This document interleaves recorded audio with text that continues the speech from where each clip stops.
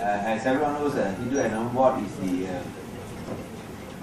only Hindu Endowment Board in the country, and we are very proud of not only the achievements recorded so far, but also the model that could perhaps be followed by other states. And the members of the Hindu Endowment Board are not only professionals, but of course, basically they are from the Hindu faith. That's why we find it very unusual when Masih Kyong has the minister in the Prime Minister's department. Probably because they got to find him something to do. He's now in charge of the Hindu Endowment Board. And we don't know that in the federal government level there is a Hindu Endowment Board. There isn't. Because he's actually supposed to look after the Penang Hindu Endowment Board. So there's no Hindu Endowment Board. Whether the question of Masih Kyong, I think I'll leave it to Prof. But what I want to say is this, is that perhaps the time has come for Malaysian Hindu Endowment Board, just not at the Penang level. So since Masih Kyong is now the minister in charge, even though he's a non-Hindu, but perhaps he should look at this Hindu Endowment Board, Penang, already there in existence. Why not a Malaysian Hindu Endowment Board? Of course, if you follow the logic of the federal government, I can also be chairman of the Hindu Endowment Board. But I will not, because I'm not a Hindu. I think it's only appropriate that the Hindu do it.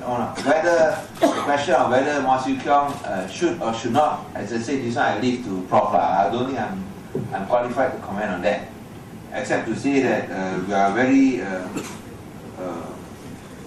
appreciative of the contributions of all the members or all the commissioners, because they are doing it voluntarily, and the members here have given sterling service. Apart from, of course, Prof. and Tanah Sekara, we have also YB Raya, and the other members are Dr. Jabalan, who is not here, Datuk Makin. I think everybody knows Datuk Makin, who is a long-serving member, I think right from 2008. Yes, sir. 2008, 2009. But that was when we could restructure. The first time restructured, we got Datuk Makin in. And of course, Datuk Raju, but this is Raju lah, not the Raju. This one, he was formerly the chairman of the waterfall, the Hilltop Temple,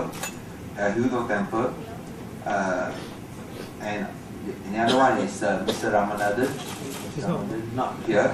He's a lawyer, established lawyer in Penang. And then we have, of course, our famous OLD specialist, Dr. Shankar, from Lamwai Hospital. And then another very famous lawyer, Mr. Murali, also a commissioner. And then our Jayavalan, long-standing activist in the community. And then Mr. Gunabalan from Bukit Bertajam, also a long-standing activist, and the chairman of the Butterworth branch of the Malaysian Hindu Sanghan, Encik Samuel.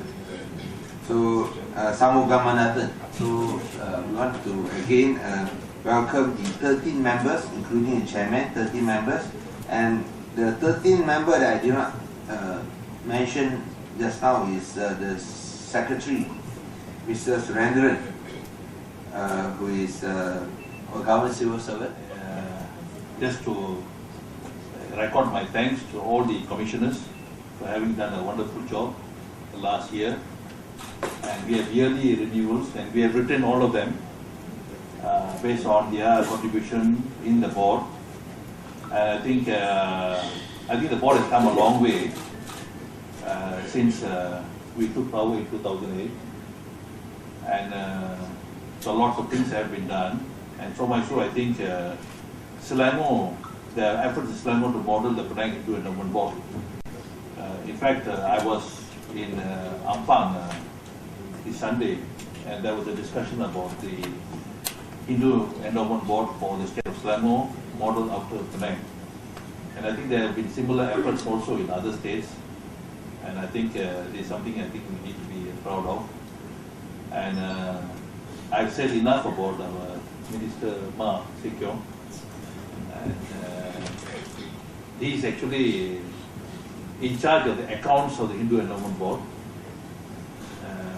That particular component was with the Ministry of Family, Women and Family Development, but now they have passed it over to him. And as I always said, I have nothing personal against him. It's just that we took up the issue because when they appointed him and he's not a Hindu, this was something that I raised it. I think I've never wanted to racialize the issue as Drakan, as some parties made out to be. I look forward. He has expressed a desire to meet me at some point in time, and I have no problem in meeting him. Hopefully we can get more money from the federal government.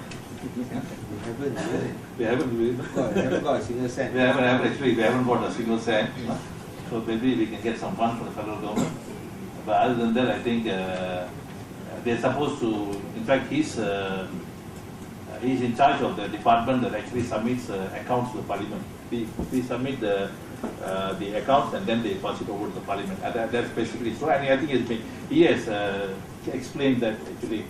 And recently, when they asked during the MIC State Assembly in Seremban, in Negeri Sembilan, when the delegates asked Minister Subramaniam, who is really in charge of the Hindu Endowment Board, and he replied, actually, it's not Ma Sekyong, it's actually the Penang State Government under the commissioners, and then he mentioned my name and so on and so forth. So I think with that, so today I think we will be giving out letters of appointment to all the commissioners, and I think there are big challenges ahead for the Hindu Endowment Board in Penang, and hopefully we can surmount these challenges as we go along. Thank you.